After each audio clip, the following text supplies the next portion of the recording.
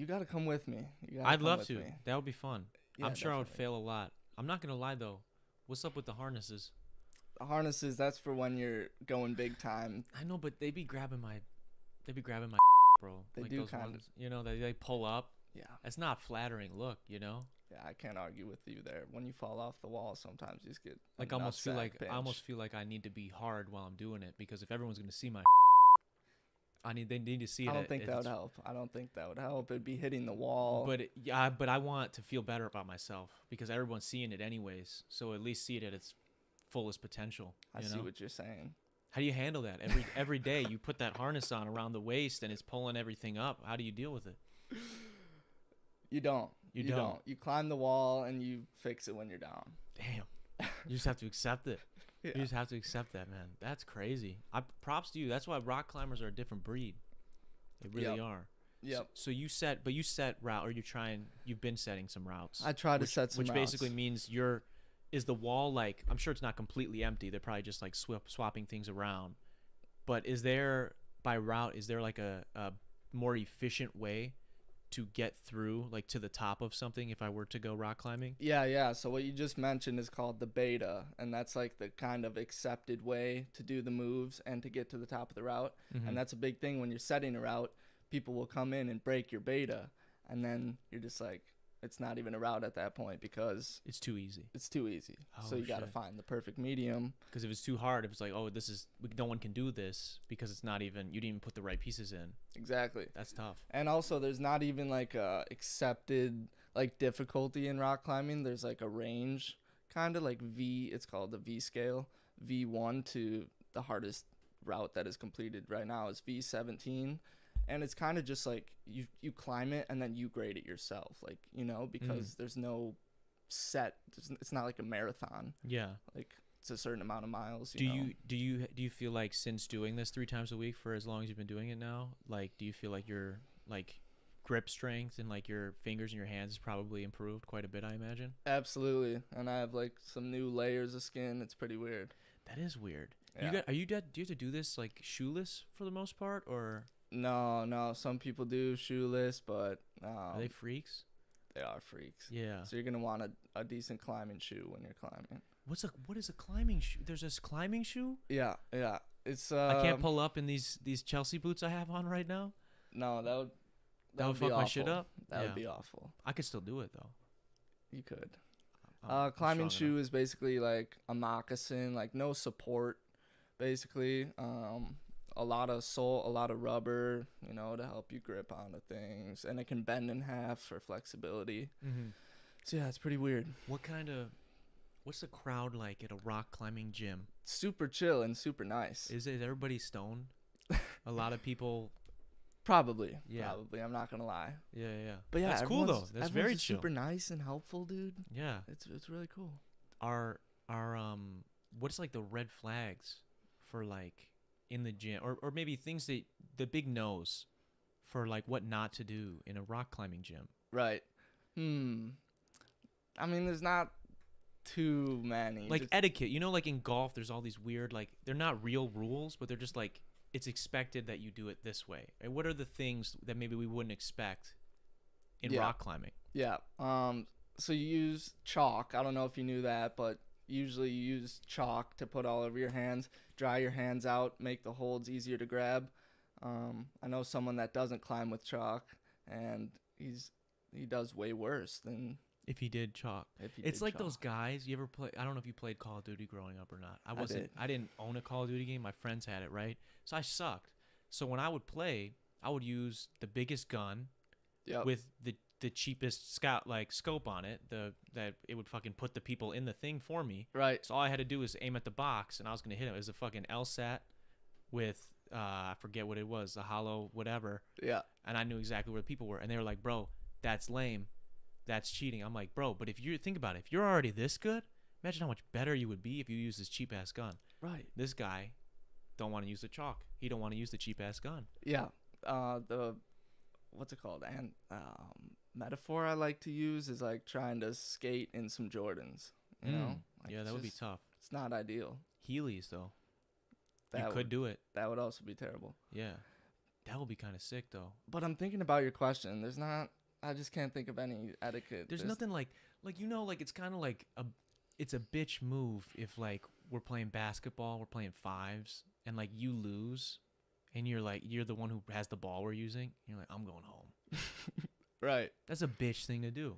You know. That is a bitch thing to do. It's a little different because you're just solo. You know. It's just you climbing the routes. What if somebody like okay, because there's multiple people climbing at one time. True. Right.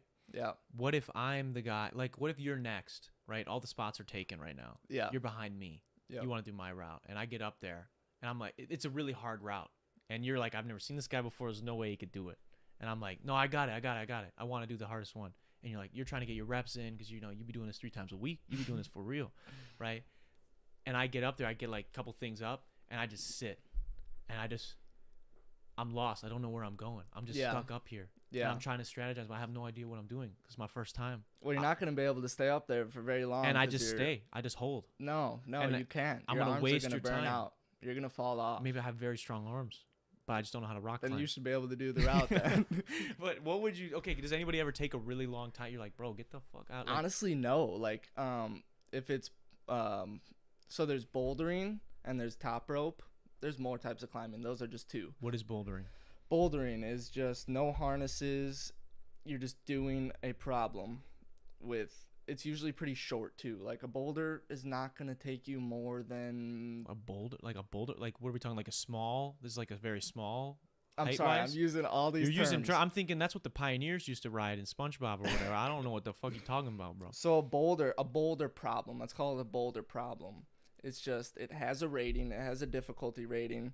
Has a certain color holds, so you're only using those. Okay. And you're probably going 15, 20 feet off the ground.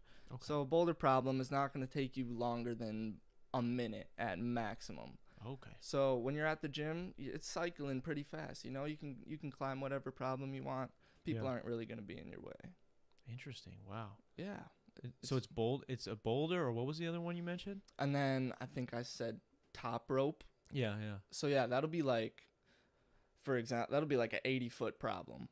And that's why you're using a harness. And it's like you're going a lot slower, a lot more meticulous movement. It's like it's still rock climbing, but they're very different. Bouldering and top rope. It almost seems like one is more speed folk. You're like, how quickly can I do this? It's not more so. And then the other one probably has quite a bit more strategy in it because you're not trying to waste your energy. Exactly. That's why there's rest points like halfway through and stuff. And there's this move called a knee bar, which is basically to help you rest. You'll jam your knee under a hold so then you can let your arms dangle, get your energy back.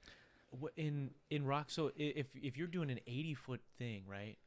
Is it just one person doing that at one time, or can multiple people do that? One person. Unless you're good and crazy, then you could climb above each other and stuff. I'd try to be a menace, bro. We should do it. Yeah, I would just try to.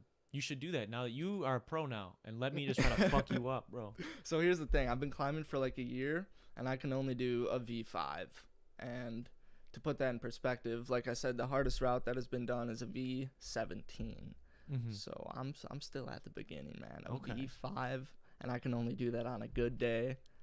Okay. It's pretty crazy, like how the progression. It's pretty slow. What's like the average like build of somebody who's good at rock climbing?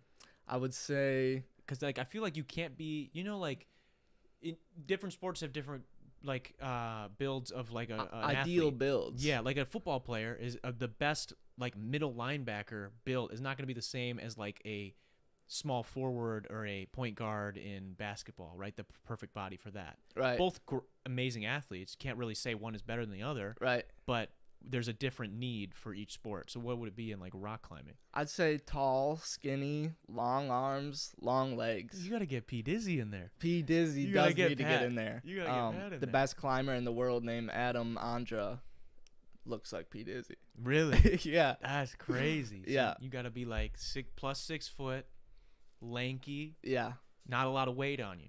Yeah, that would definitely help. You probably got to have like some toned muscles going on though, right? Because you got to still be able to move that lanky body. You can't. Yeah, so strength helps for sure, but it's not all of rock climbing at all. Like I watched this video where these guys wore a stint on their arms so they couldn't bend at the elbow, and he was climbing like V7s. Like what is he doing? it's about technique. Like that's how big technique is. Like moving his feet the correct way, you using the angles. So I imagine it's probably a lot in like the transition from like thing to thing, and not wasting any energy is probably the biggest thing. Yes. Because you don't have to be super strong. If you can get through it quicker, you're not holding yourself up as much. You're just moving the minimum amount to get through this problem, as you're calling it. It's interesting they call it a problem too. Right, and that's called static climbing. Static climbing is using the least amount of energy to get through, doing the moves very efficiently. Yeah. Pat says he's down to do it in the live chat. He said, put me on. All right, great. We're going to have to get him. He could be world class. That could be his calling. Hey, thanks for watching there, guy. Click right over here if you want to see that episode in its entirety. Or you can click over here and subscribe to the channel. See all the other fun shit we do here. It's really up to you, guy.